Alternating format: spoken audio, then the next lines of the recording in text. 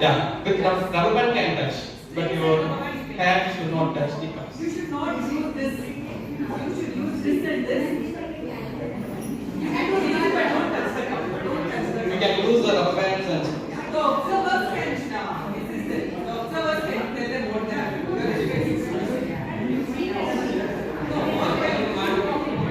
Yeah, so team 1 can give team 1 how team 2 observe team 2 or team 3 observe your group on how they are doing and they have to comment later on. You can use anything but don't touch the cup. You can use anything but don't touch the cup. And respect your observers, please observe. Your time starts now. Your time starts now.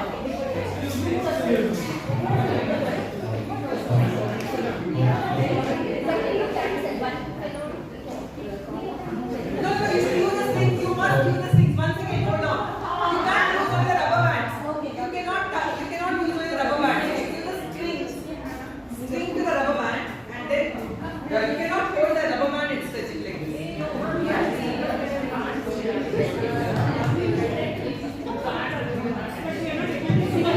All about it. You cannot touch the rubber band.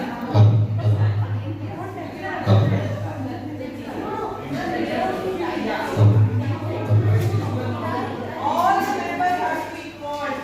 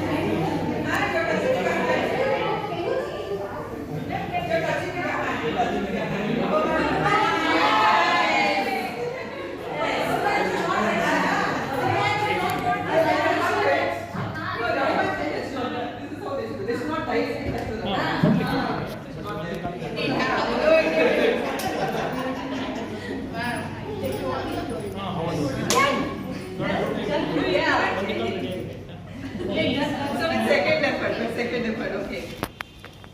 We'll give 2 more minutes time and then we'll start. Yeah, no, exactly.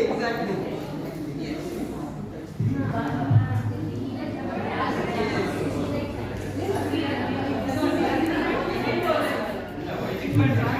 Exactly, very good.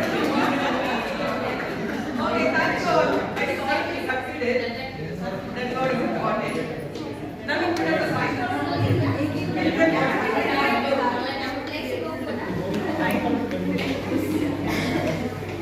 Was there a plan in place?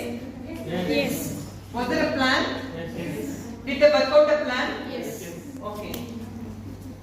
Was each member's plan discussed and one idea chosen? Yes. Yes. Other groups? Yes. Yes. Was anyone frustrated during the activity? No. No. Nobody got frustrated. Okay. Was teamwork important for that? Yes. What was those 1 or 2 really important skills that you observed that helped in successful completion? Patience. Hearing others, teamwork. Listening. Teamwork. Coordination. Concentration. Planning. Yes. Are you any time in a situation where you have used this task with a time-bound project or timeline, deadline? Have you worked together like this? Yes. Yes. Yes? Yes. What situation? NAC documentation. Is it always easy? Does it always complete like this? Always easy. If it is easy, why was it easy? For those who didn't find it easy, why it was not easy? No involvement. Do you think if it is not easy, like for example, initially all of you got it wrong, was it because of No clear instructions? Yes. Clear, see that's the thing. I want you to elicit all those things. If the instructions are not clear, okay, if the circular that comes to you is not clear, we cannot expect completion of task. Yes. So what is important first? Clear directions. Yes. So ideally, put up directions 1, 2, 3, 4. So we did not do it because we want you to think about it. So there was confusion regarding the instructions, what to do. You did not know you should not hold the rubber band. So easily you put the rubber band and you put it up. So his task, for example, they say by May 30th you should complete the project. Like how I said, in 5 minutes you should complete the project. So you put that and you did this. You didn't obey the instructions, but you completed the project. Is that good? No. So what we also learn is just completion is also not important. It should be in alignment. They give templates, data templates in that. So it has to be in line with it. So instructions, compliance with instructions, what else? What else you observed when it was successful? What did you learn from this experience? How to use rubber and thread. There should be one leader. Multiple people talking. Yes. It's confusing. But again, who will be the leader? Everybody wants to be a leader, isn't it? One should be a manager. There's a difference between leader and manager, right? Leader gives ideas, managers coordinates that idea among somebody in the group I was seeing. They will tell you, no, you do this, you hold it like this, you do this. So that manager is giving instructions to the team member. Do this. So you should have good coaches. What's important is the executor, the team should have good coaches. Who will tell, okay, do this, that's the idea, you do this, you do this. So there was perfect. What was the most important thing that each team member was looking at? Getting the pyramid. So all of us are driven by one goal. All of us. The person who is performing, the person who gave the idea, the person who was managing, the person who was observing. The person who was observing was even more keen on the group getting it. Imagine as the HOD, I want the junior most staff to do it. All the more stressful. You can't do it, you want him to do it. So that's the satisfaction you get, no? By giving the right ideas, by giving the correct directions. Finally, what is important? Getting the task to complete. In alignment with the, for that, instructions have to be clear. Somebody has to be a timekeeper. That I didn't observe in each one of you. Nobody was telling, okay, 30 seconds more, 1 minute more. So there has to be a timekeeper because you lose time, isn't it? So you started doing. It's ideal. A leader emerges actually. In each group, I saw one person dominate. So you did not choose, you did not elect a leader. Leaders will emerge in any situation. One person will just take the responsibility. There will be a manager who will tell, okay, we'll do this, we'll do this, we'll do this. And then resources. Were the resources adequate?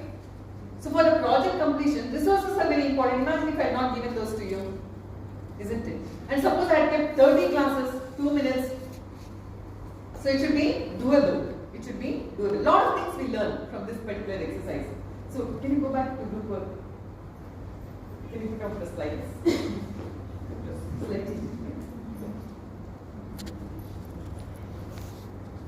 So in this next 10 minutes, I would like to cover effective small groups. What do they mean? What are the situations, as you told NAC, where group performance is more important than individual work? Describe the roles and skills that contribute to effective small groups, and describe the stages of small group formation and identify actions to move groups through various stages. So I think by now you have done all that. I'll just recollect all those stages. So what's an effective small group? Can somebody, will you please read out, giving a pause and stressing on certain points which I have underlined. Diverse group of people with complementary abilities, perspectives, ideas, knowledge, skills, technique, competencies, who collaborate to accomplish common goals for which they are accountable together. From bottom shall I go? Accountable together. So even if she did it wrong, we are all accountable, isn't it? The work doesn't happen. I cannot say she didn't do it properly. So all of us are accountable. So let me go from the bottom. They are you hold them accountable. So each one of us feel accountable. Okay, why don't you try this? You do this, no, you're not holding it right. Two of us will pull it. Common goals, as I agreed, all of us, all the 8 people in the group had common goals. You collaborated, isn't it? One of them had a better idea, one of them had a better skill. Somebody was good at tying. Somebody was good at really that. You need precision, isn't it? To put it on the. So somebody was good at that. You have complementary abilities. Each in a group, we have complementary abilities. I'm good at one thing, she's good at another thing. So we have to make use of those complementary abilities, which will, they're not confounding or confronting. It is complementing. So my idea can only help us. It's not to put her down, isn't it? They are complementary abilities. So normally in a small group, what happens? Each one of us gets ideas, isn't it? But we can't shut down somebody's idea. We have to ensure that each one's idea adds on to the other person's idea. Skills. I saw 3 of us use 3 different skills. We didn't do the same thing. So skills are different, isn't it? We are all adults. We all think differently. Skills were different. Each one of you did different skills. Your techniques were different. Your competencies were different. You are a diverse group of people, isn't it? You are from each different departments, and this is not at all one of your competencies that is required. As she told, tying and putting rubber bands and lifting paper cups, it's not your competency at all. It's a diverse group. So basically, even in NAC, as you told, we don't pick people from your own department and give you a task that you are trained for in your 3 years of whatever science that you have studied. So we give you a task which maybe for the first time you are NAC 2, Brilliant 2 for example, student-centric methods. They're all first times that you're going through. So this you remember, effective small group or a team is a diverse group of people with complementary abilities who collaborate. If you don't speak to each other, would this have happened? You had to collaborate to accomplish common goals. You all identified that this is the goal and you were accountable, isn't it? So factors responsible for effective group are task. The goal should be clear, the objective should be clear, content should be very, very clear. Process and function. Groups have the ability to work with. The dynamics between you all should be good. How many differences we might have in our thought process? I might be left, you might be right, I might be right, you might be left, whatever we are aligned with. But here when we work, our dynamics should be towards the common goal. So was there a leader in each of these groups? Was there a leader? No. Was there a facilitator who sort of... Yeah. Members were always there. It's always better to have a manager. I always feel a manager is very important for any team activity. So if at all group, if you are asked to define the stages, the first is forming group. We form, isn't it? And you all started talking. First, all of you were very silent, didn't talk to each other. You were just seeing what you have to do. Second is storming. Quickly you went into action. And then there was so much of noise. It was so bizarre. You were not doing it right. All 3 of you did it wrong. It was storming. You were so excited. Exchange of ideas. You want to do the task? This is storming stage. Look at the way. Each member, leader, facilitator. There's so much of conflict. No, don't do this. No, this way. I got wrong. Then slowly you understand. No, this is not what we have to do. This won't work out. This will work. Slowly there is norming stage. So first was forming stage. We form a group. Then brainstorming. This, that. And then normalize. Norming stage. So you know, okay, this works. Her idea works. We'll do it like that. Initially everybody wants to try their ideas. But later we realize that idea works. That's the one that accomplishes the task. Last stage is perform. Once all this done, all of you could perform. Suppose you didn't perform. One group didn't perform, isn't it? One group for the first time, it was wrong. So what do? What happens? You reform. Change to You start off differently, with a different idea, different strategy, and finally you were able to do it. So finally you can succeed. You have to just adjourn, and sometimes all the meetings don't end productively, no? You adjourn, call for another meeting and complete the task. So what's the group behavior? Whatever group you are in, you form when we are very civil to each other. We storm, we get oriented to the task. We norm, we divide what each one has to do, and lastly we perform. Right? So this is where everything for us in classrooms. Whatever we do, CBA tutorials, seminars, bedside teaching, problem-based learning, group activity is very important. Day-to-day work, administration, we form committees, departmental meetings, groups. This is how group has to work. We should have clear-cut objectives, clear-cut instructions, division of roles, common goal. If you don't perform, adjourn and reform, time-bound activity. Somebody should be a timekeeper. So I would like to suggest if any group has to work, you believe in the group members. Belief is very important. Clarify the task. All of us won't get the task clearly at one go. Some people might need 2 or 3 times. Listen. Somebody said listen. Listen. Don't be in a hurry to complete the task. Sit across face to face. I saw this group like they had lot of differences and then finally formed. Record the proceedings because later on if you have to tell somebody to replicate, the proceedings have to be recorded and complete the agenda. Thank you so much. And before we go on to Google Classroom and Flip Classroom, I don't know each of you individually, so we'll have a small get to know each other and come and introduce that person to you. Okay? Stand up, go in search of your partner, opposing partner.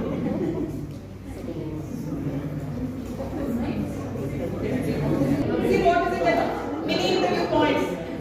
Agenda, look at the objectives. Goal should be clear. This is the goal. Find the person with your opposite word. Conduct a mini interview for 2 minutes. Present considerably. Include the point name. May I have your attention? Yes. Name, college, one interesting aspect about them, and what expectation they have from this workshop. When we are telling as opposite. Opposite persons, your opposite persons.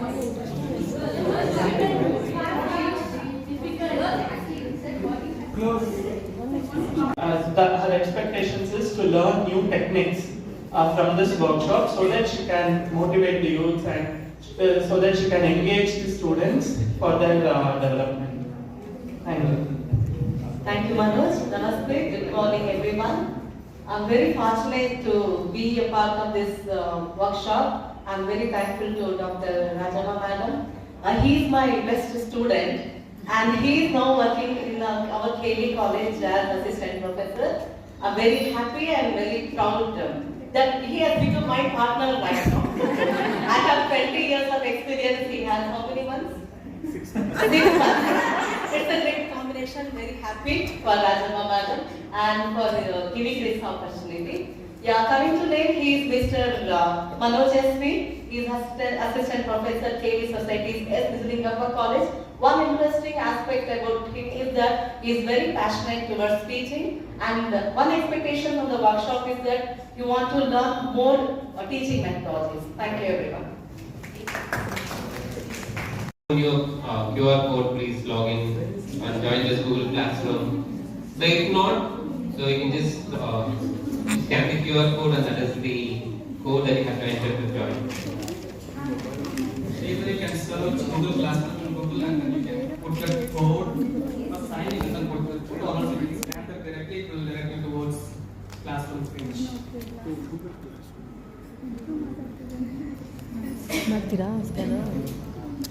So who had already joined this class during registration? No. Yes. Okay. Ma'am, did you get to see the video that was there in that? This is the code. Yeah. So that is the code, this is the QR code. How many of you have used Google Classroom? So almost everyone. Okay, so Flip Classroom, of course that video whatever we have uploaded on Google Classroom is about Flip Classroom. Okay, so in general Flip Classroom is where we give the content to the students so that they can read at home. So that is how, like how ma'am was saying, that we can keep an eye on them even after our working hours. Right, so we can give the content to the students where they study at home, and then when they come to class, we'll be having an active interaction. So where whatever they learn, so we can conduct quizzes on what they learn, and then they can have an active interaction. If they have any doubts, we can get it cleared. Okay, so these are one of the major advantages of using the Flip Classroom. Have any one of you used Flip Classroom during your regular classes? So how many of you, can you please have raise of hands? How many of you have used Flip Classroom? Okay, so 1, 2, 3. So I have an audience of around 34 and 23. That's fine. So probably you can use it because when you have an actual classroom, it's very difficult to keep or maintain the attention of all the students in your class. Right. So what you can do is you can give your contents. So most of you would use PowerPoint presentations. So some would like to give slides, and of course few faculties don't prefer to give the slides. Right. So what you can do is you can at least give them the references where they can go through the content, and the next day you can have them discuss on the topic, So here the main, what can I say? The main intention of doing flipped classroom is where this is totally based on student centric. Okay, so when we teach in the class, mostly we have a teacher centric. So when we keep it as student centric, they have to make sure that they read the entire content, or if you have a video to watch, you can ask them to watch the videos and then have a discussion on it. So what happens is when we have discussion during the class, they will be interacting with each other on what they learned. So one might have seen the video, the other might have not seen the video. This is one of the smallest disadvantages that we have in flipped classroom. Because for example, there is a class of around 50, I give them the content, but can I expect all 50 to go through that? Definitely not, right? So hardly one or two who are interested and it will go through. So in order to make sure that they go through it, you can have a quiz on it. So this way you can have a constant continuous assessment, because we have continuous assessment in our overall curriculum, right? So we use IU, so internal assessment. So you can use all these aspects to make sure that they read with whatever contents you give. Okay, so this is the general idea of using flipped classroom, and whatever I discuss now is the same thing that we have put up in the video. Okay, so the main intention why we did that was we wanted to know how, if you had registered before, you have joined the Google Classroom. So you should, what we expected was you would have seen the video so that we can have an active interaction. But then that was not the case what we had right now, so that's fine. You can still go through the video, okay? And if required, we can have another interaction like around 10 or 15 minutes on the flipped classroom. Okay. So right now, do you guys have any queries on how we can use flipped classroom much more effectively? Because since this is an interactive session, I'm not going to stand here and giving a lecture. If you have any queries on how you can use it or how we can make it much more better during the classroom, we can have a formal interaction right now.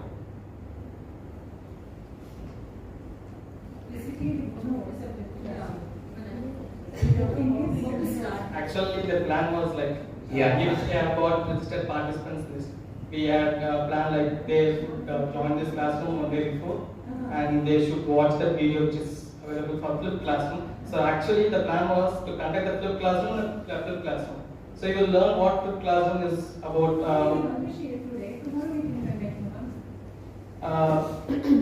So, you know what's a flip, right? So normally what happens? Classroom, homework, isn't it? You learn in the class, you do homework at home. But here it is flipped.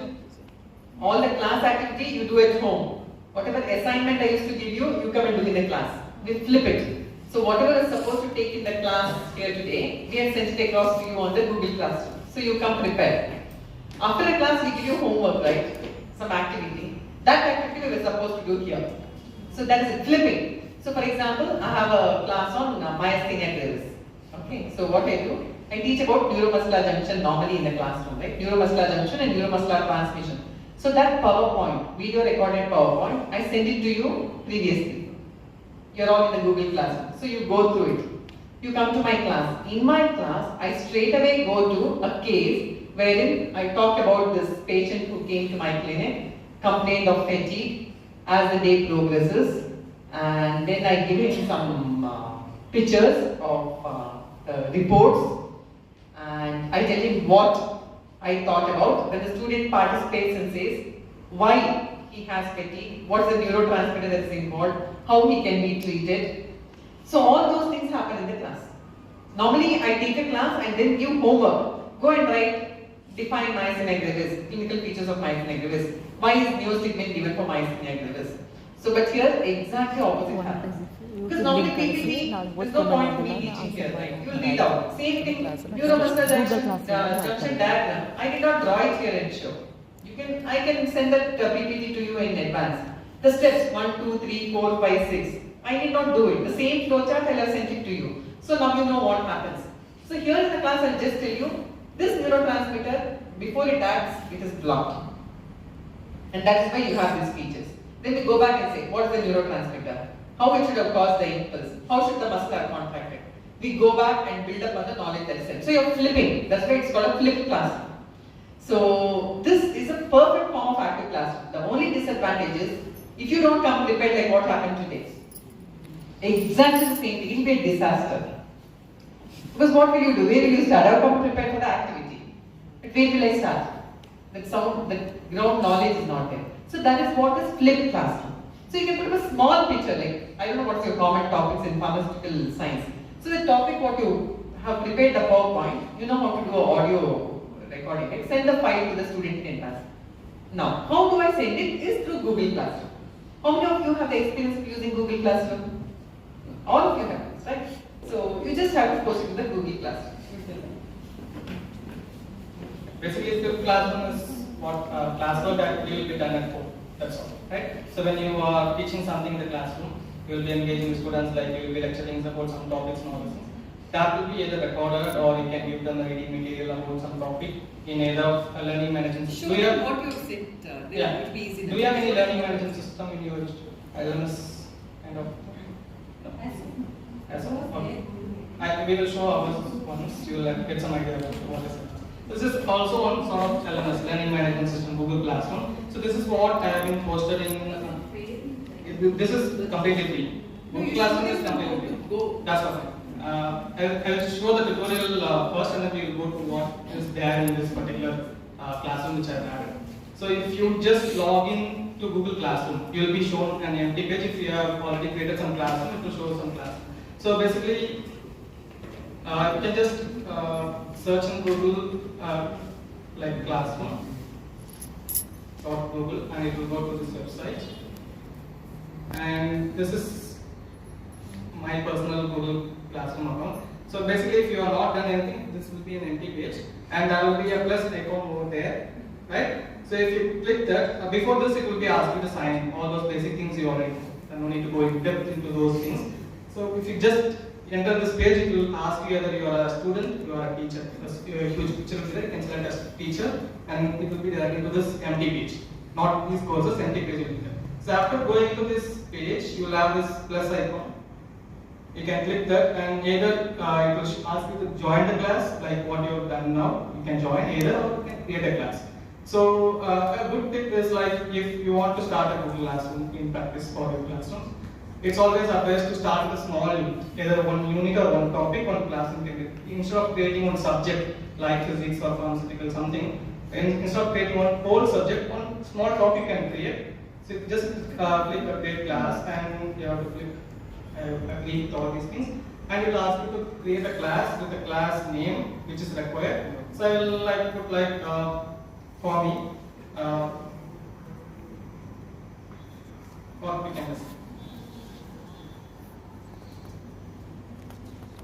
Right, this is what I want to take, right? And subject is about flipped classroom, right? Either you can have one general unit and one small topic as a subject and create it.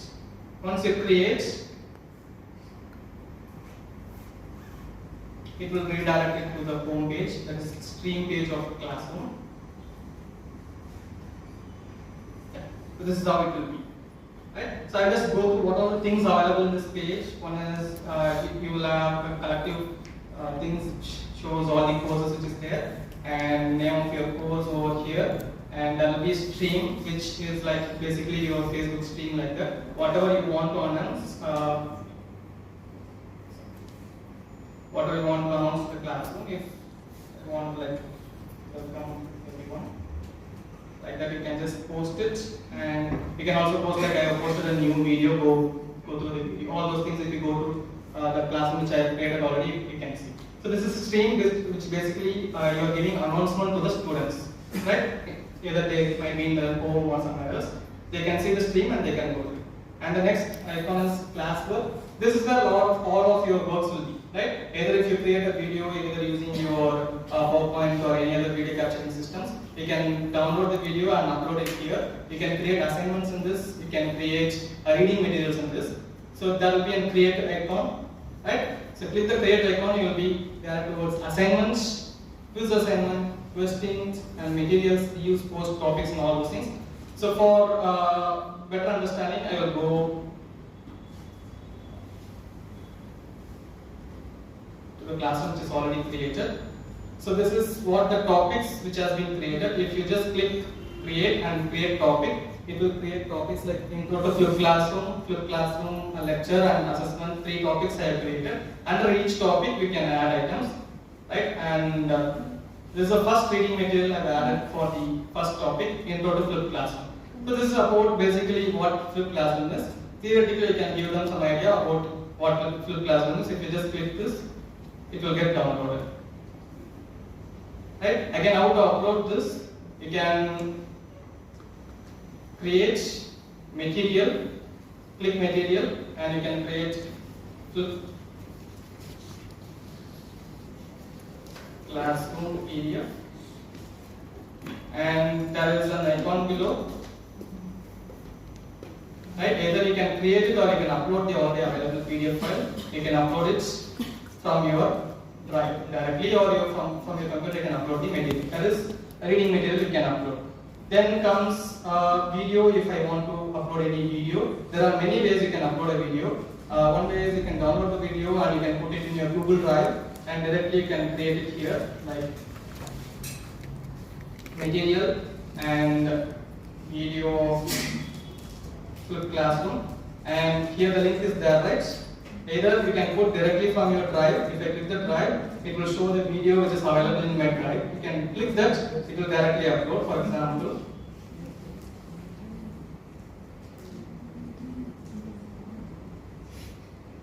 yeah, there is some video which is available here. I will just upload it. It will show there. Right? I have uploaded a video. If you want to add from YouTube, you don't want to, if in case if you not having time to record a video, there is some video in YouTube. You can just copy the link of that video and put in this link and then add link. That video will be shown here and they can do the video from the Google Classroom itself. Right? Like that, there are many ways you can create video in Prezi. If you have used Prezi, you can use a video from that. What I have done is from Prezi. Right? So this is what they have to see from their home. Right? So videos and like reading materials, everything will be shared here. Ravi, you run the video. Yeah. You show them that Flip Classroom printout also. Then hand out the PDF copy of the. So this is the presentation which I did particularly for this Flip Classroom, and I have done it in Prezi and I have uploaded it in Google Classroom. Right? So I want all of you to just go to Prezi. I will show it in the session. It's like PPT. 99% all of the things which we show is free. Right? All the free tools available, but there is a paid version. We will use a free version which has limited sources, but those sources is enough for us to engage with students. That's, it's like a PPT. It's like a PPT. You cannot download it. We will show this now. You run this. You will see that how it is. Audio. So I've just cut the audio. So this is how the Prezi will be formed, and it will zoom in. These are the topics which I have discussed. What is Flip Classroom, why Flip Classroom, benefits, examples, challenges, tips and conclusions. Right? So I have been talking, and this is how it will go. So this is how it will zoom in and zoom out. At the end, we will be directed towards all the collected topics. We can give a summary of what we have spoken in each topic. That will be, it will be So similar the like Google PPT. Classroom. So you have to go there and see this. This has been put up on the Google Classroom Yeah. for which the code has been shared with you. So Please this- go and see this. What's code? This is what Flip Classroom is. That is explanation about Flip Classroom, benefits, tips, and how to do it and all those things. One way we can do it is using Google Classroom. There are so many other ways. It is just a one way. Yeah, Google Classroom is one way. There is alternative methods we can use. I will show our learning management system, which is similar like Google Classroom, but it has a lot of options in it, where our universities have access to it. And there are other ways like in Kahoot also. I will show you that in the afternoon session. In that also we can create classes, courses, and we can upload videos also.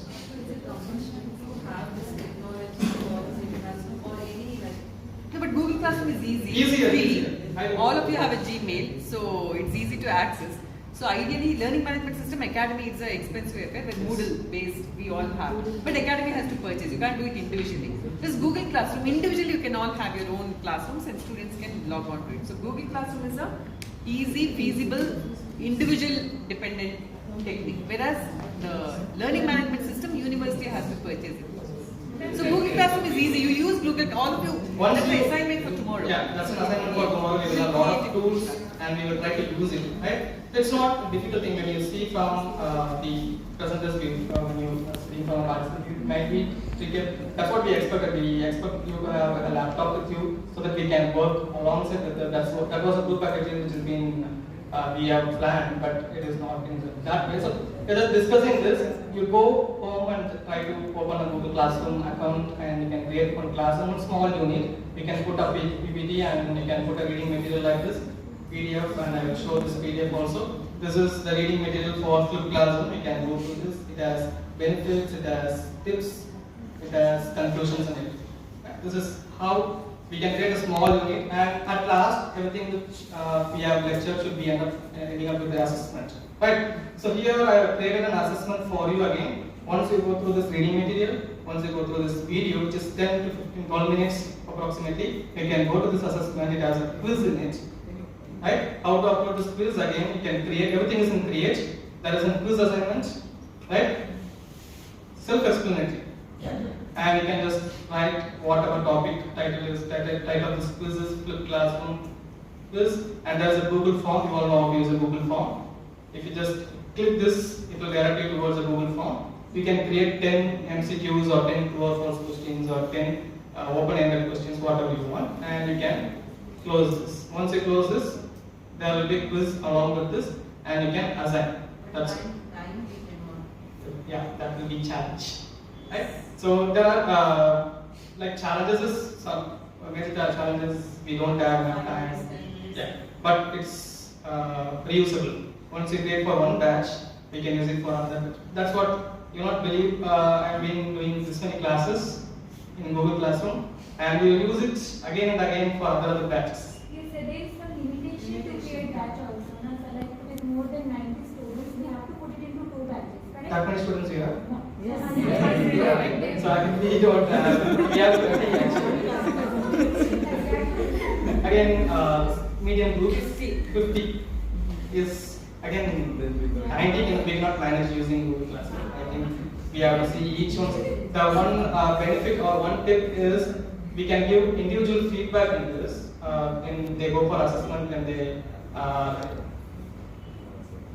individual grades will be shown here. Some of you have joined, so individual marks can be given and feedback can be given to individual students. Right? So that way it is having some benefits but challenges, as you say. Mentor-mentee when we use, we use it primarily for mentor-mentee. So each one of us have 1 in 25 faculty. So Google Classroom is not used for the entire classroom. We use it as a part of how I track my mentees. So how many mentees you have? What is your age, right? 25. So there it works very well. And the third option is the top is people. I have asked you to join. Right? In case you have email IDs of all your students, you can go here, add students, put their email ID, and you can add them. If you want teachers to collaborate with you, you can add the teachers along with you. They can also post content. Students cannot post materials or anything in there. They can only view. Teachers can post and delete all those contents. Right? So that is what basically what Google Classroom is about. And when you go to stream, students can type in whatever they think. If you want some students to block or get them muted, you can do in this page itself. It will not show now, but if any students is commenting, we can edit their comment, we can delete their comments. If in case it's not going in a planned way, we can edit that, we can mute that student, we can stop them commenting. All these things we can do. That is more of it. How long this uploaded videos will It will be there until your price is there. If I don't want them to see, there is an option to block. Put in the next step. I don't want that video to be shared for some of them. Yeah, that can be done. When you are assigning assessments, you can assign for particular students, right? So assessments you can assign like when you edit it.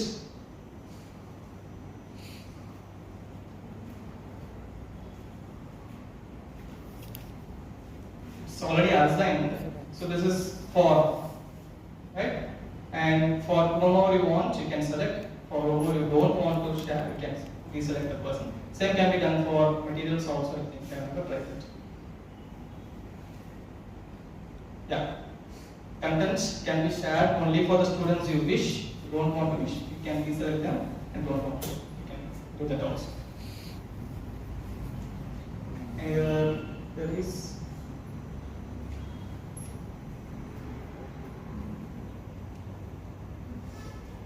right. So you go through the flipped classroom video and then complete the All of them assessment. have enrolled now. Can you Most see? of them, I think. Yeah. Just see. Yes, yes, there. All of them.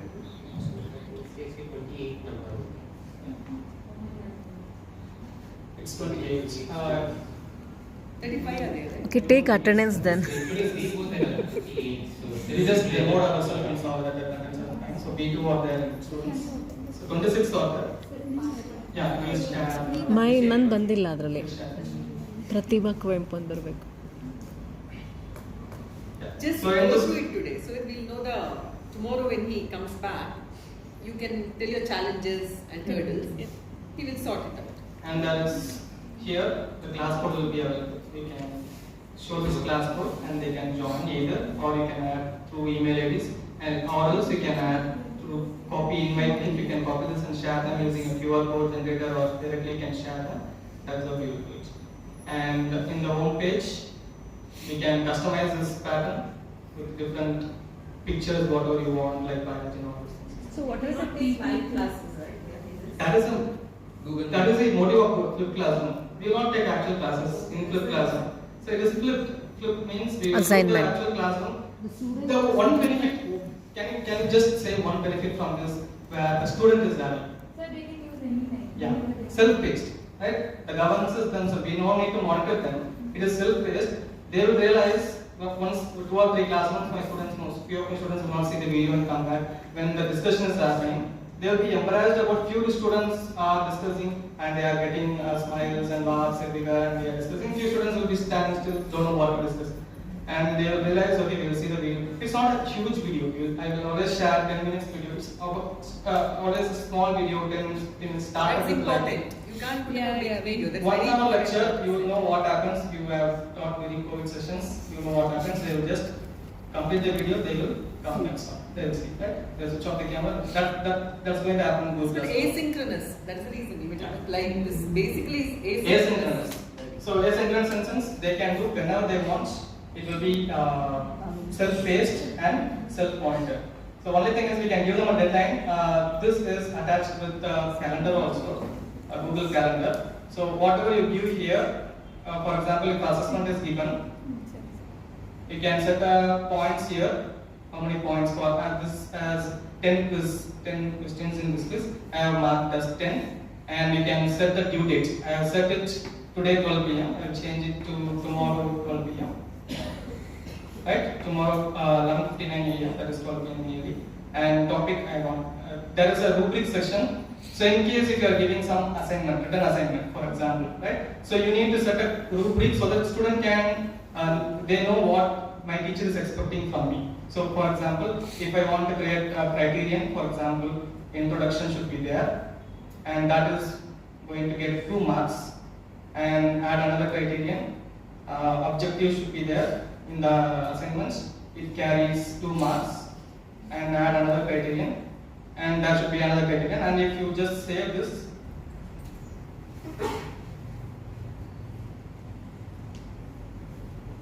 conclusion should be there,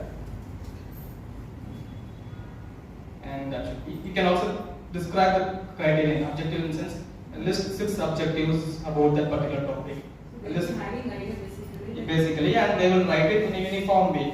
This will give them an idea that this carries this much marks. When you construct the questions in essay and things like that, you will have this description of marks 3 plus 3 plus, for description 3, for explanation of or listing out 3 marks. At the same way, you can use this rubric and points will be for it and save this. Right? They will see this rubrics, and you can see. This is what they will see. They have to go through all these things to get that particular marks. They will know what to upload. So this is the way we can add different kind of assessment materials. Not only this, we can ask them to write about anything. They can take a picture and they can upload. They can directly type here also. Nowadays they are typing well. They are using the laptops. They can type here also. That's the way we can do it. And again, assessment can also be done for different student categories. Only 10 students we can do this, and all those things.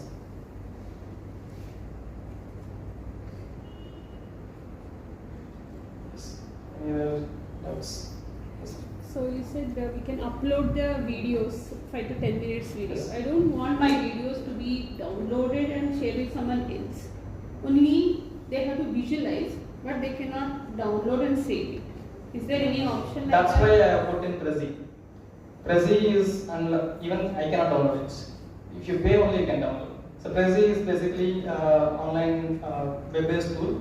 You can create a presentation there. You can present there itself using the web page itself, and you can present wherever you go. In conferences also, you can present the same page without PPT. You can go ask them to open Prezi.com, and provided the internet is there, you can present directly. And that itself, there is something called as video recording. I will show all those things if time permits in the evening session. So there is a recording session in that itself. You can record video, directly speak, no need of anything. If you have a camera, you can record yourself. If you don't have, no issues. I have done without recording anything. At PowerPoint you can download, that's the question. PowerPoint you can. No. But you can download. No. In Prezi. No, not Prezi. Ah, She's telling if you put PowerPoint. If you put anything in Google Drive, anyone with the link can view it. There is an option you can share. Customize in the view. Google Drive, if you put, you can customize. If you put directly like upload the material, That can be downloaded. download it. Thanks. If you create here, Her question is if she doesn't want them to download. Then they should be shared from the Google Drive. And either Drive, if you put in Drive, while sharing And class, then Drive. view, edit. If you give them editing option, they can download, they can delete it. Only viewing option. And directly if you put, they can download it. But if they are doing screen recording, then you can't. That you are present. Screen recording. Yes. So there are ways in which you can,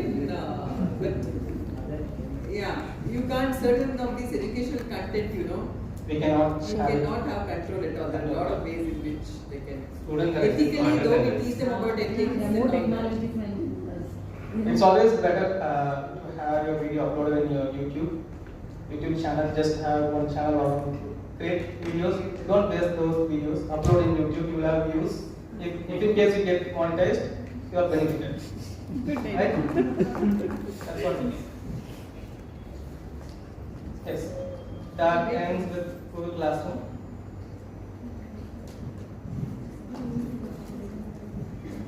These anyhow afternoon, this afternoon we can say after lunch.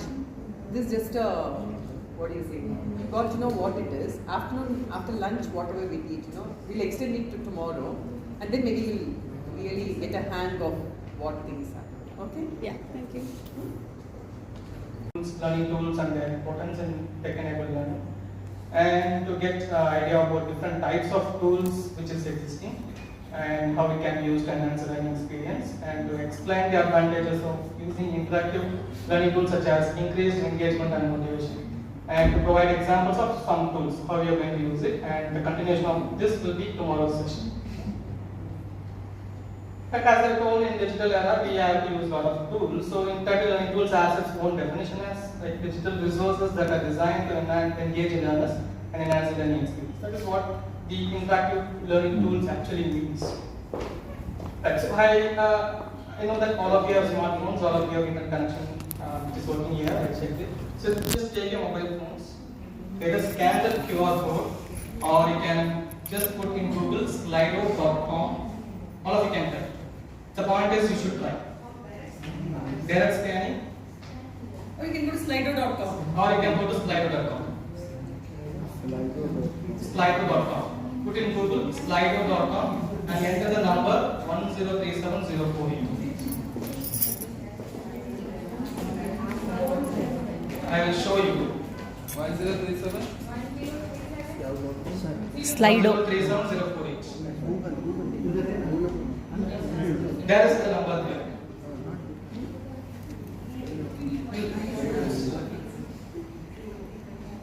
No, you should not enter the number, wait for the response, right?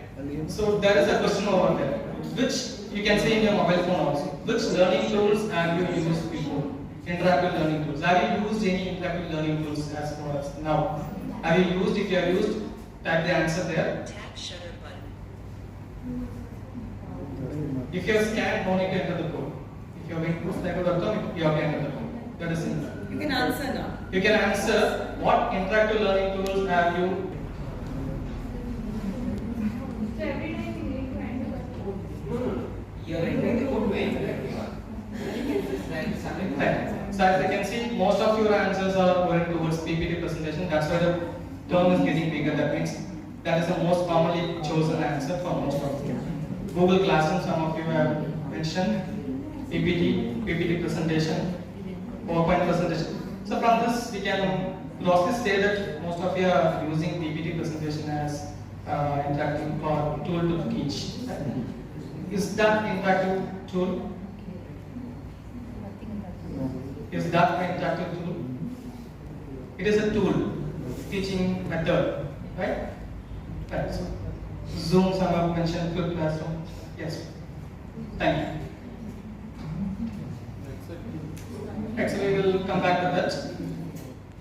So now we have got some idea that most of you are not been having experience with some many interactive tools which is there. So we will come to that later. So we will discuss what is the drawback of traditional teaching method. What is traditional teaching method? Since many decades we are used to go with blackboard teaching and one-to-one lectures using PPTs also sometimes. We will do one-to-one lectures. That is how the classes will be. That is what traditional teaching means.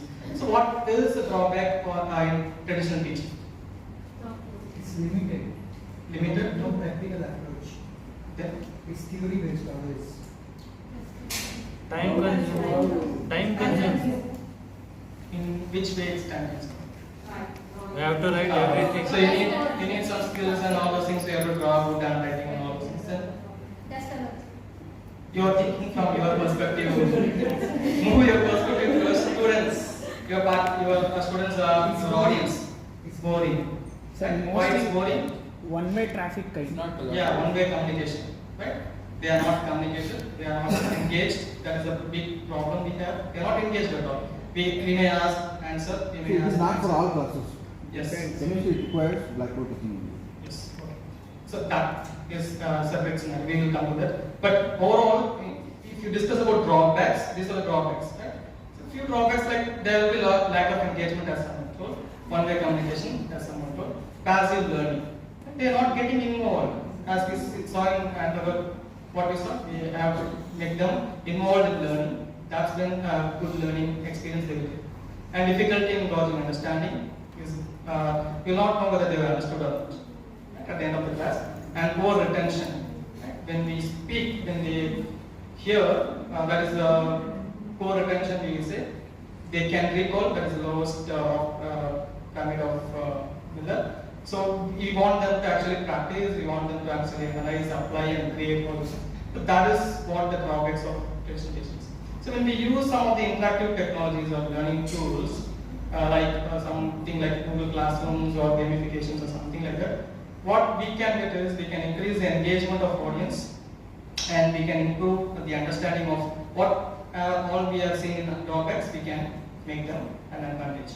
Improves retention of students, provides real-time feedback. As you have seen in that slide which I have shown to you here, this is a real-time feedback, right? So when you ask individually, one person may tell, one person may get that kind of a stage fear or something like that. They will not answer to your questions. But here, it's completely hidden one. That is, they can answer in the mobile phones. They have the courage to answer it.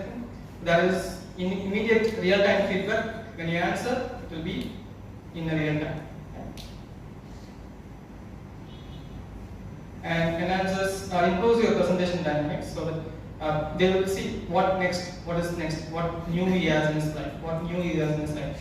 That is what your presentation dynamics will get enhanced, and enhances audience experience. They will have good experience at the end. That is what we need.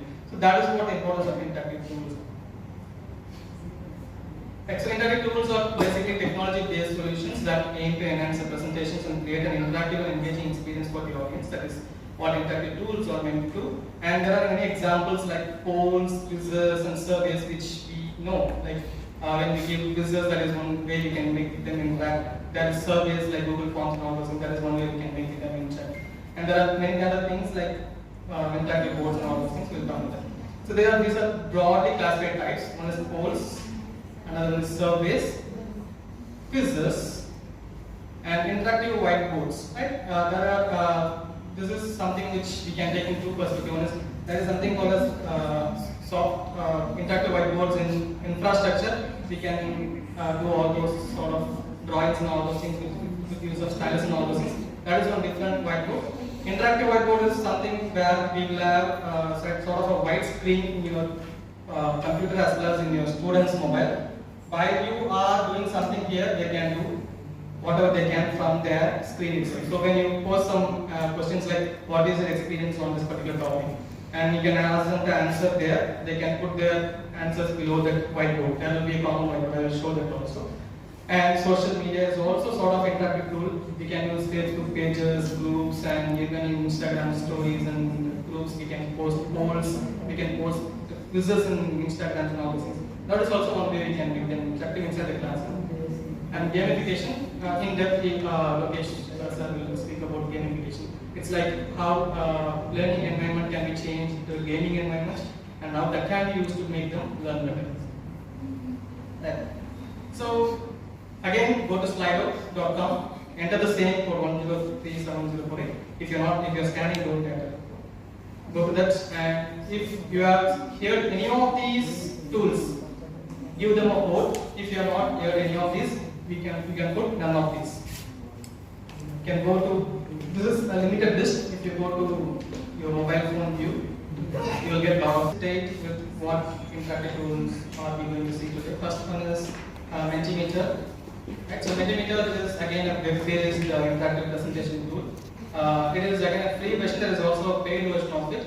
So free version of it only gives you 2 slides to present. That is 2 communications. That is 2 interactive slides you can put on it.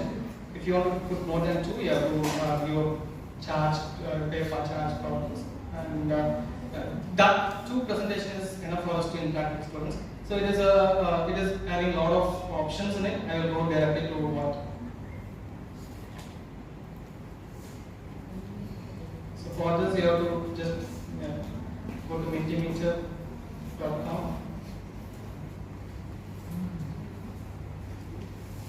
And you have to sign up for free. Right? If you are a new person to join, you can sign up. If you have already an account, you can log in. You can log in through your Google account.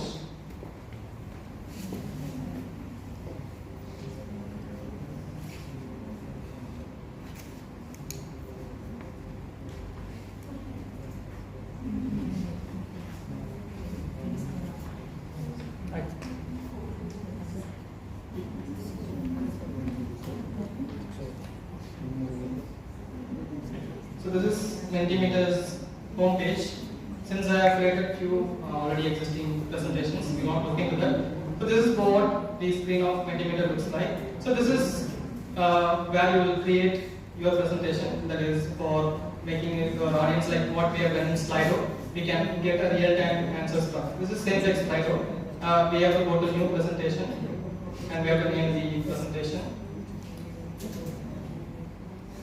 And create it. Sir. You will be directed towards a page where you can create a lot of different interactive ways you can use in the slides. Yeah. So it shows on the left side of the screen, what you can see, there is multiple interactive tools, but we have a lot of options I'm showing you. And again, EHS slides, it's ultimately free. We can use everything in this without paying. Everything is free. And I will go to EHS slides at homepage, ehsslides.com, and again you have to sign up. You have to sign up using a Google account, and then you have to go to app. Here it's given, go to app. Go to app.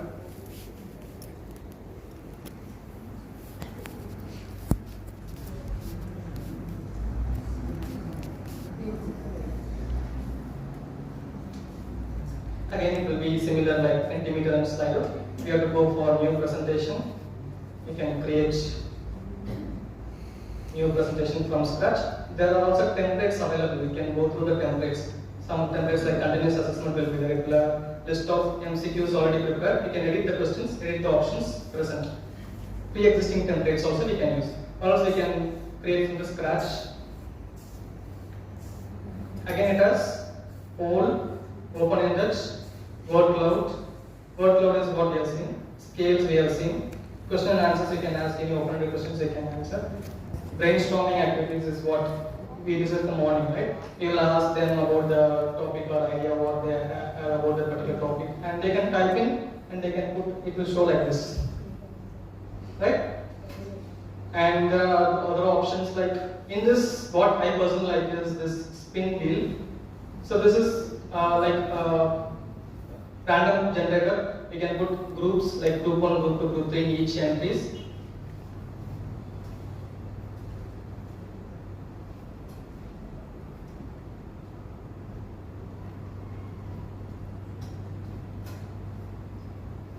Right, so I have added 3 groups. You can add a number of groups, and if you present this, you can scan and again join like this. So when I press this, it will circle like this and select a random group. So you can put like which group is going to present next, or which person is going to answer the next question. You can put this, they will legally weigh who is that, and it is showing a random number, group 1, and that person has to stand up and answer. So that is quite an interactive way. They will like all those things instead of pointing out you answer and you answer. If you put like this and it's like a gaming experience, they will get randomly and it's not completely, it's completely done by computer, so we no need to worry about bias or selection and all those things.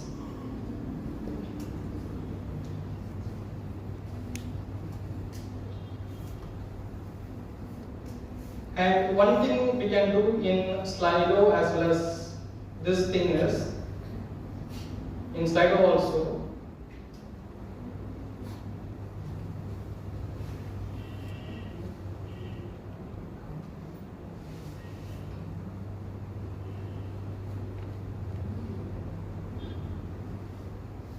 we can preview the content. Like, I am preparing this at my home. I want to know how my participants will see this from their mobile phone, right? So you no need to go and log in and you have to put the code and see in your mobile phone. Instead of that, you can just click a preview button. This is the presenter screen, what I am going to show in the presentation, and this is the screen which you will see from your mobile phone as a participant. So whenever there is a question or slide which you have prepared, which you want to go and present in front of your audience, you can recheck how it will look like once like this, and you can make sure everything is working all right, and then you can present. Okay? In Slido also there is an option like that. Preview, there will be an option, and you can do it.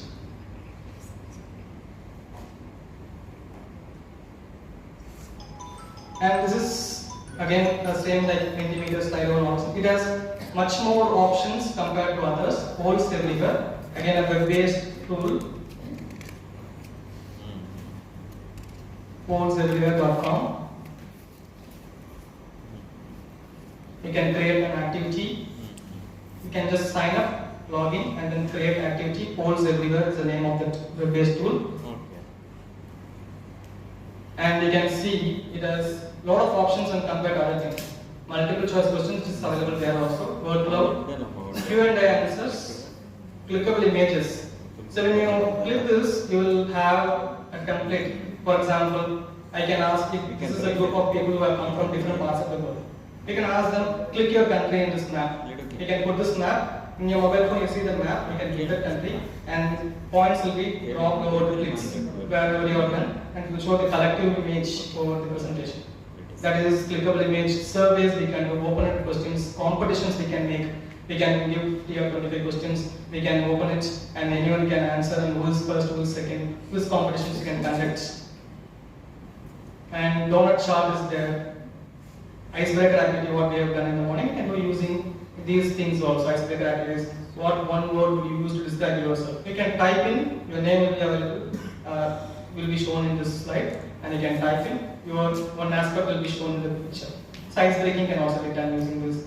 Upvote, we have done this morning, right? Upvote, download. Same can be done in this polls everywhere, leaderboards. All these things are various options available in polls everywhere when compared to others, and everything is again free to use.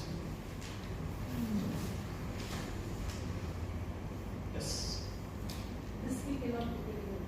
Now these things, Slidos, Mentimeter has, but we have to pay. Slidos free to use in DB. If you're not worrying about toggling between screens like what I'm doing now, it is not going to bother you. So we can just show like this and show like that, going in the weekend and coming back. And next is Kahoot. I have 10 minutes. I will finish with Kahoot. Kahoot is kind of interactive tool as well as a game-based tool. Why I have included this in here is you speak about purely game-based experience. This is also sort of a game where they will do like a quiz game.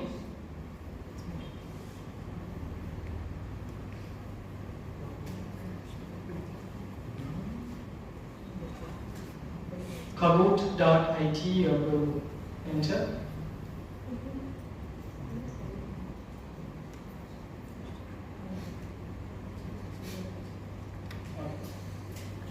Right, so here I will quickly show how to create, and I will just show you one which I have created already, because it needs minimum of 8 to 10 questions to make it somewhat game-like experience. The thing is, you have to go. So when you log in, this is the home page you will see. This is the thing you will see. As I told in the morning session, Google Classroom, right? We can create courses. Here also we can create course, like complete course of what you are going to create, but I am not going to the course actually.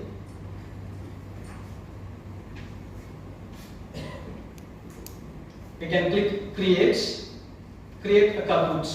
Instead of course, you will go to Kahoot. You will limit to that now because of time. And we can create from pre-existing templates, or we can create from scratch. I will go with scratch. This is the page you will get first. It's simple. You have to type your question here.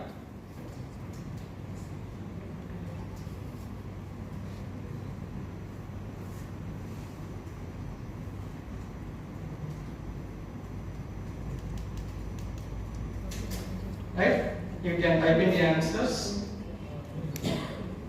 There will be 4 options. You can type 4 options available.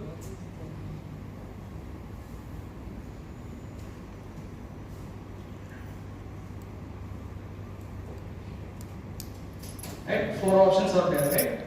You have to select the correct answer also.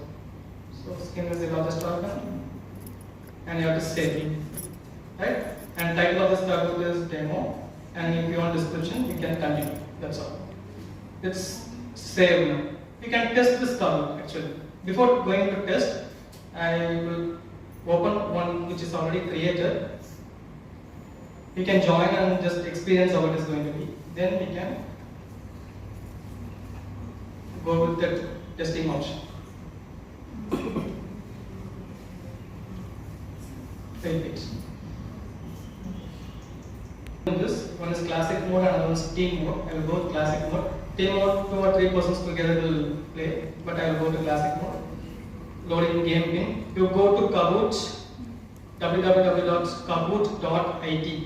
Meanwhile, you go to www.kahoot.it. I need everyone to just join so that it will be interesting for you. Seeing the interface of the particular gaming thing, you will understand how interesting it is. Go to or scan that code. AK has joined. Once a decent number has joined, I will start the quiz. Lakshmi has joined. Lakshmi ma'am. Then P has joined. Okay. 5 people have joined so far, and this is limited. This is limited to 25 members actually. So if you have a group of 90 people, you can select a group of 20, 20, 20, and you can go with team mode. You can use a team mode and they can sit together, they can answer using the computers or mobile phones. So this is a quite decent number. So whoever joined, look at your mobile phone now. Whoever joined, look at your mobile phone now. Yeah, that's what. Wait. Emojis will be generated automatically. So when you join, it's your avatar which is showing here. ಚೆನ್ನಾಗಿದೆ. Right, I'm going to start with this. Whoever has joined, you can see a mobile phone. I'm starting. There will be start icon over the right corner of your screen. Now it is starting this conference. It has good sounds also. It will play some background music since I muted it. Don't mute, please. Okay. So it has started. Whoever has joined, we can answer these questions. Basically, these questions are from anatomy and physiology. I hope What is the name of the largest you can see the questions over the screen. body? That's what. Wait. You can see the questions on the screen. What is the largest bone in the human body? Right? And there are 4 options. Red is tibia, blue is femur, yellow and green. Which color you want to select? You have to select in your mobile phone. Done? Yeah, it will have limited. We can increase the time also. 15 seconds. Because if we give quiz and give them enough time, they can hear from this side, they can answer easily, right? So we should give some time for them. Every quiz has times. And next question. See here, this is a scoreboard. So this will give an immediate feedback. So now Priyanka is at the top. Next is Cesar. And if you want your name to be in the list, answer correctly. Right? This is a motivation. Nickname is that's right good. Nickname, you don't want your names, you want to be anonymous. Many of the students don't participate in assessment because they don't want. Yeah, they can put the nicknames also. That's And the nicknames you should. it gives you point for your timing also. If you select immediately, you'll get more marks. If you Whoever select is answering first, like 5 of you had answered correctly, but whoever is answering first, they'll get more marks. So that's how we can see. now we will go to second question, right? See, which of the following is not one of the 3 types of muscle tissue in the body? Skeletal muscles, smooth muscles, nerve tissue, cardiac muscles. Which of these is not a muscle in the body? And here on the right side, you can see how many of them are answered. Answer, and there is time remaining 8 seconds, 7 seconds, 6, 5, 4, 3. The sound is not coming, is it? Yes, ma'am. Sound.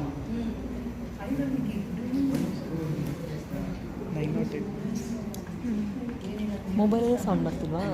So next, quickly, Priyanka is again at the top.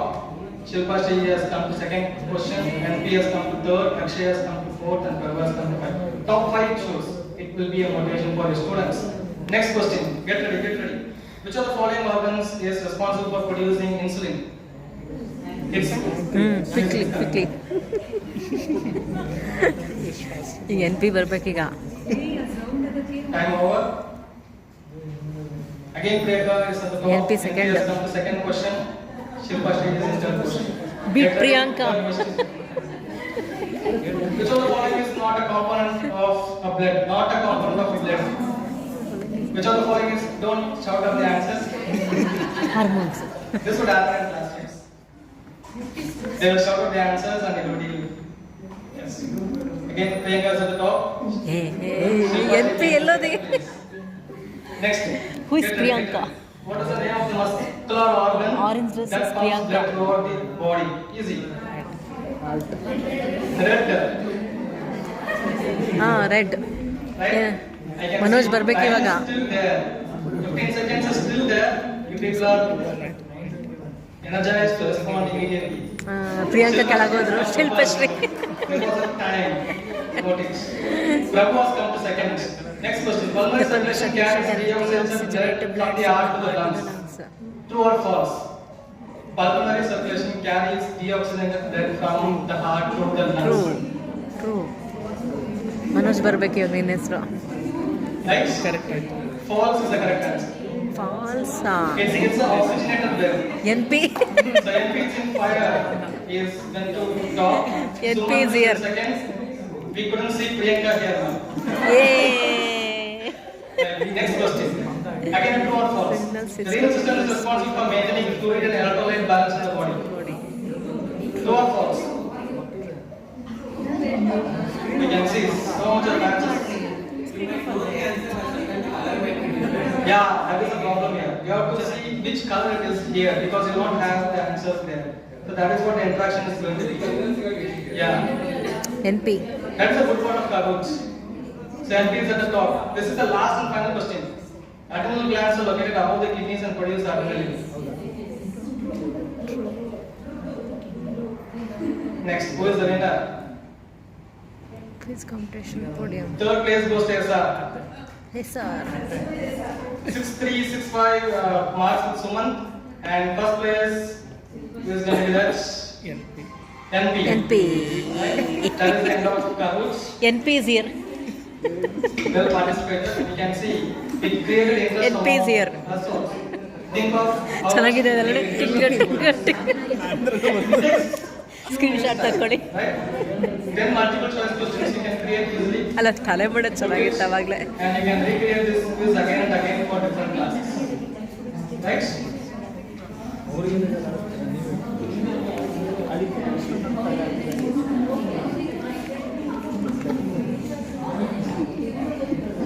They can play a game and you can go back to the podium or play your game.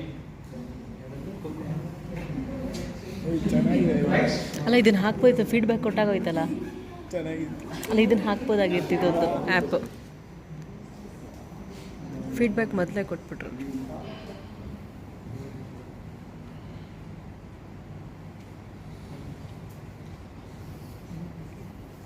So again, this as the testing mode, we can test this. It automatically shows.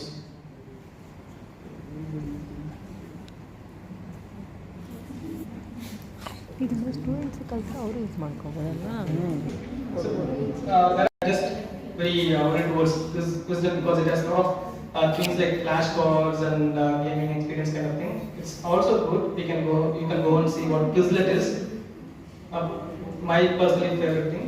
And this is interactive whiteboard which I have told to you. This is a screen kind of a thing which you can see. Like for example, I will show here. For example, I am doing this. Right? You can see there. This is PPT. Right? What if there is no presentation here? My laptop is here. My students are sitting. Right? I will show one picture here. Like label the parts of.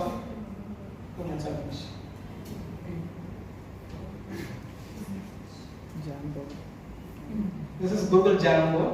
I have already created one. I will show you that and I will finish it.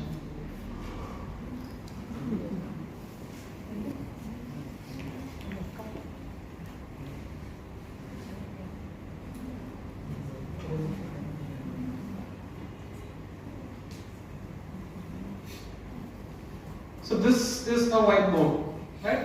So forget about the presentation. This is a whiteboard. So I want to share with any of the person. I am sharing it to Mr. Lokeshwar, and this can be shared using the link again or mail ID. So he can open this whiteboard and he can see in his mobile, right?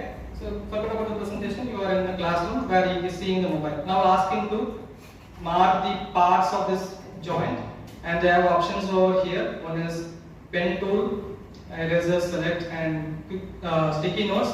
For example, I am marking on parts. I know we are fluid.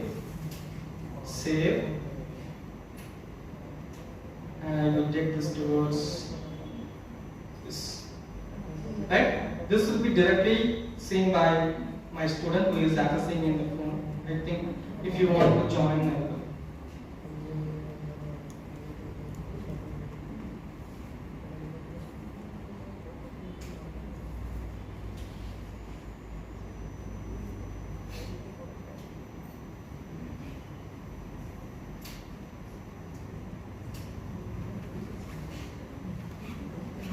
Scan this code.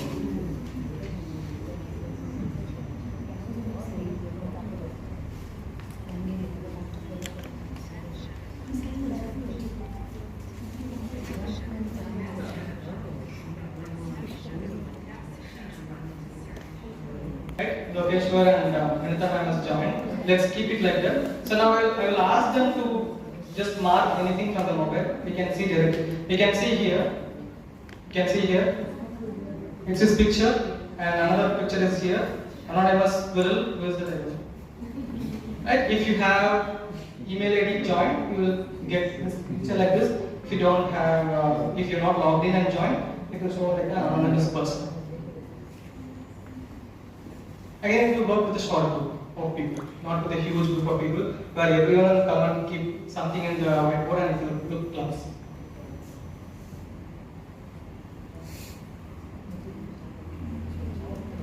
You use the laser tool to show. This is the last tool I was having. That's all. We will finish with gamification and we can come to like a question and answer session and sort of short discussion on what we are going to do. And any more to Lokesh.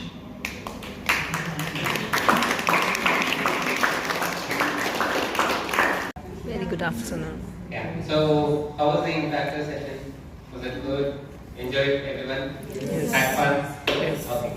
So now, whatever you had before was interactive session, and now we are going to see how we are going to use gaming technology here. Okay. So I'll be talking about gaming to enhance the learning experience in students. So the objectives are, by the end of the session, you'll be able to differentiate between what is games, gamification, and game-based learning, and discuss and decide how to integrate the same into the education using online platforms. Okay. So what do you think is a game? What is a game? Need two people to play. Okay.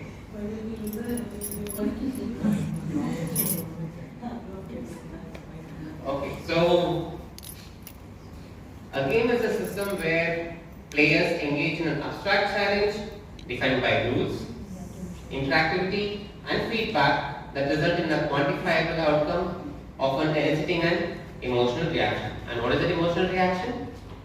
Winning or losing. Right? If you win, definitely you'll be happy. If you lose, you'll feel sad. Right?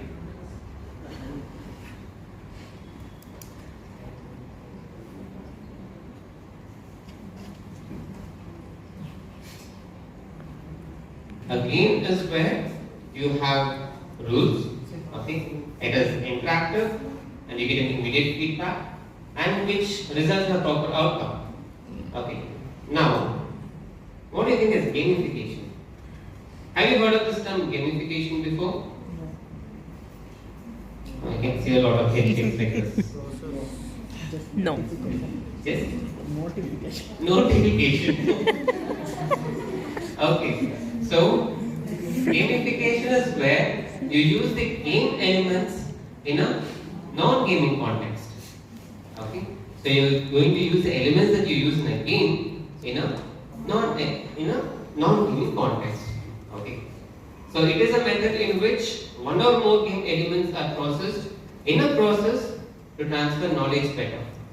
Education is not gaming, right? So here where we learn. In such scenarios, if we use the elements of gaming, then that becomes gamification. Okay. So set of activities and processes to solve problems by applying the properties of games. And by applying the game elements, users become more involved, productive, and definitely it involve fun as well.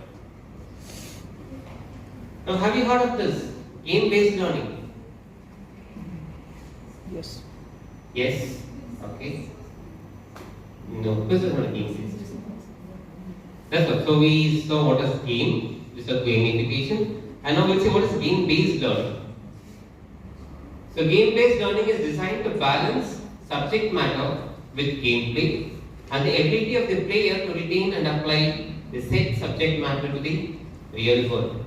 Okay. So here whatever they are doing, they learn through games. For example, you can see an interactive surgery game over there. So where the person himself acts as a surgeon and then he'll be performing surgery. So this is very advanced learning where you use VR. Okay, so where you use VR or simulation. So it's more of a simulation learning here. What is about VR? Virtual reality. Yes. So using virtual reality where you use, so you might have seen a lot of virtual realities.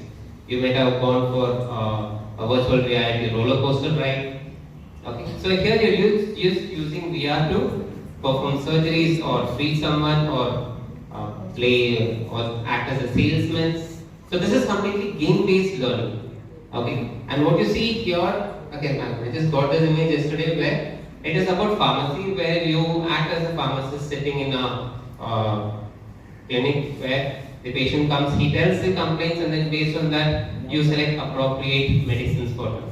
Okay, so that's again a game-based learning app. Okay, so this is, you're using games to actually learn.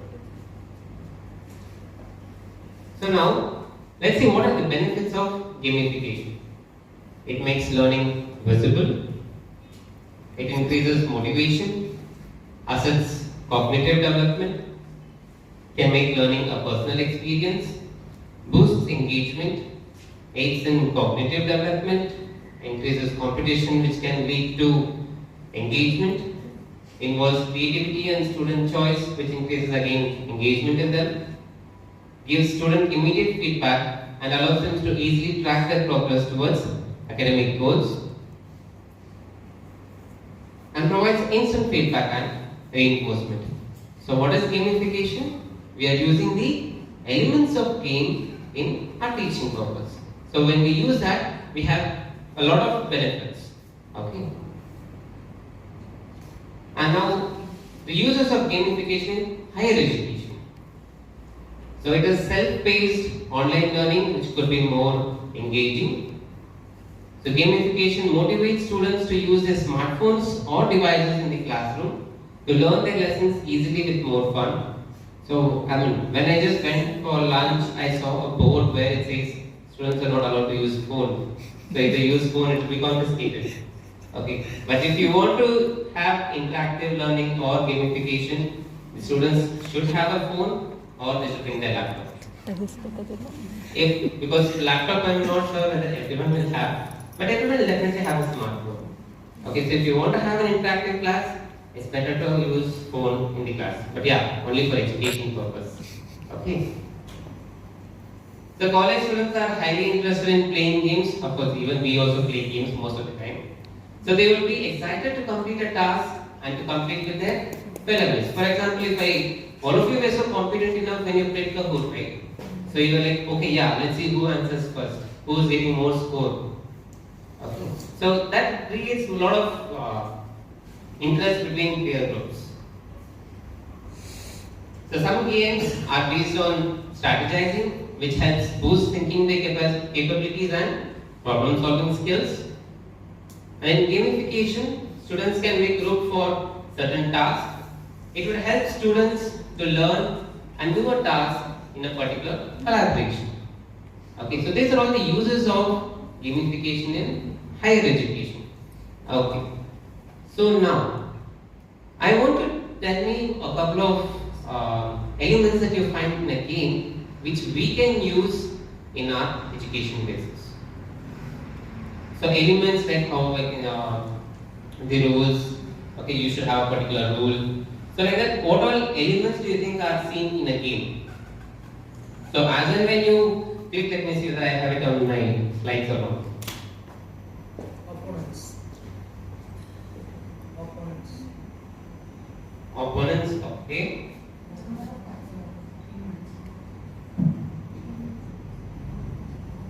Okay, so in case of opponents, I will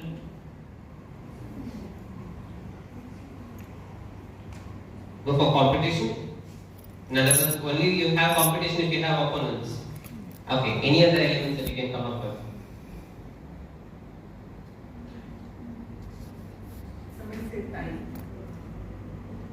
Time, okay, so I have time here.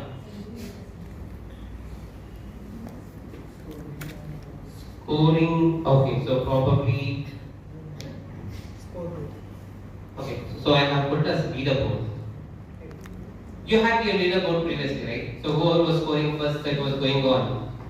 Okay, so that's again an element. Okay, then. For elements, Like, what are the things that are there in the game? Prakash. Rules. Ranks, okay. Leaderboard. Yeah, again, ranks can come under the leaderboard.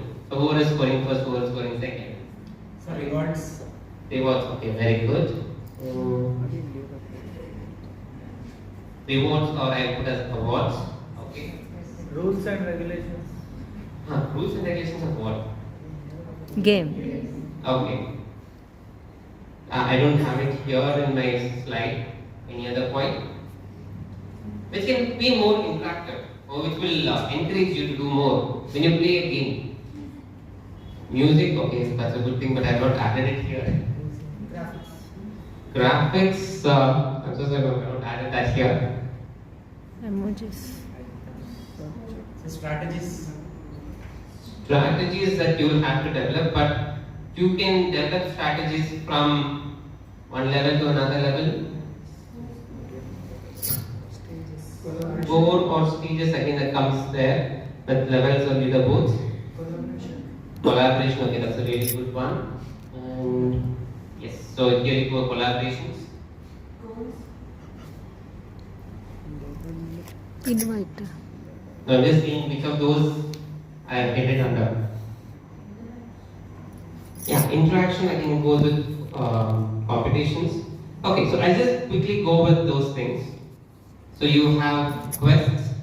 So you give particular quests. Only after that you finish that level and then go to the next one. Okay? And then you have points. You had your points in your previous game, right? Whoever is scoring first, they get more points. So what happens? The more points you get, the more confident you get, and then you'll try to answer more and more. And then you can give badges. For example, if you let's just say a simple Candy Crush game. Okay, so after you play a certain level, you get certain collectibles, right? So those are badges can be there.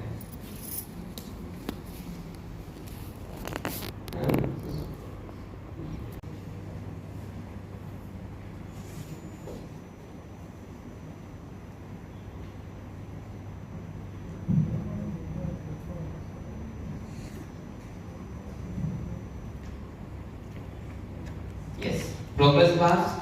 So what does this progress bar do? It shows how much you completed. Right. So in your previous Kahoot, you saw you were in question 7 out of 8 or 4 out of 5. It gave you an idea that there are still 3 more questions. Okay, so that shows how much you have progressed in that particular level. Okay, and then you have milestones. Okay, so again I can give an example of the same Candy Crush. So you have like 0 to 1, 10 level. So after 10th level, the whole game setup changes. So that is a milestone. Okay. And the last one that I have put up was feedback. Okay, so you get immediate feedback on how you have performed. So these are all the different elements which we can incorporate during our teaching. Okay, so that is simply known as gamification. Using these game elements of games in a non-gaming context. Okay. So the widely used gamification platforms are Educaplay. How many of you have heard of Educaplay or used it? No? Okay. But then I saw someone writing this Trivia Maker. Has anyone used this Trivia Maker? No, because when he showed, how many of you have heard, I saw someone selecting Trivia Maker. You've used it. Okay, good. Fine. So we'll first play a game using Educaplay. Okay. I want all of you to scan this.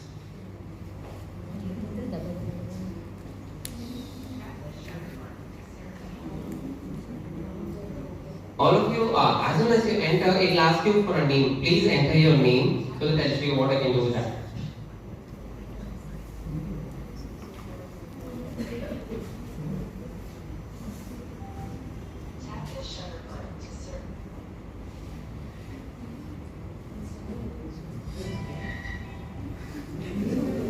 Kapashanda. Frog. Yeah, that's a game.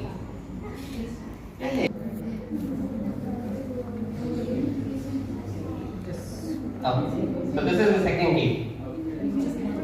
Yeah, you just have to go back and scan this again. So this is the second game.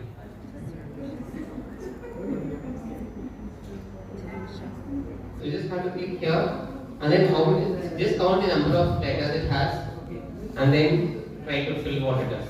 So let me just click here, and the one it says the position of the players are shown in an order. It's a leaderboard. Okay. So it was LEADERBOARD.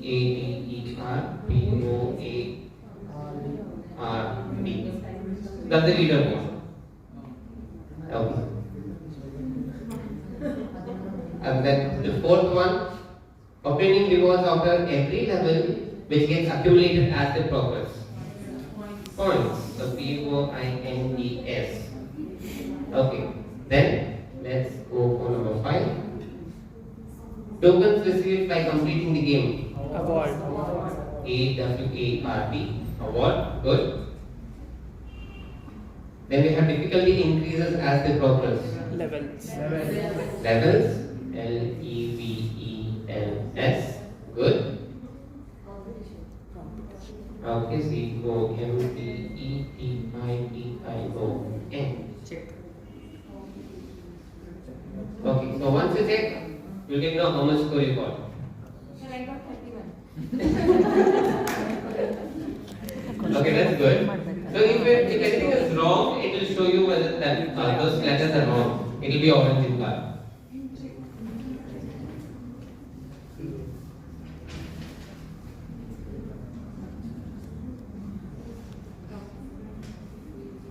Okay, so once you play the game, you can go to the report and see how much each of them scored. So there are totally 11 people who have played it. And here I can see who scored how much. Okay, so since there are few initials, I don't know who they are. Okay, so the maximum that I can see is 2. Now they played 2 times. The first time they got 67, average is 50 and the rest is 67. Okay, so this gives you a report on what they answered. Okay, and the next one, so this is the frog jump which you have played. Okay, and the crossword, how many of you submitted the crossword?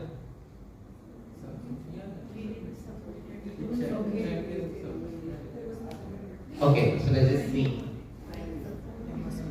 So once you finish, you press the check button, right? So once you press, it will show. Okay, so it says that 1, 2, 3, 4, 5, 6, 7, 8. So only 8 people have pressed check. Okay, so that's how this whole gamification works. So this is using Educaply. Okay, so the way how you use it is you just have to go to educaply.com. Okay, so once you go to this,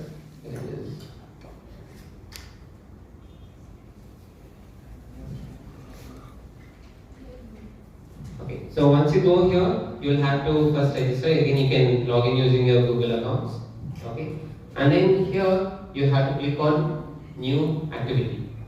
Okay, so this has different games in it. Okay, such as froggy jumps, which all of you played the first one, and then you have fill in the blanks,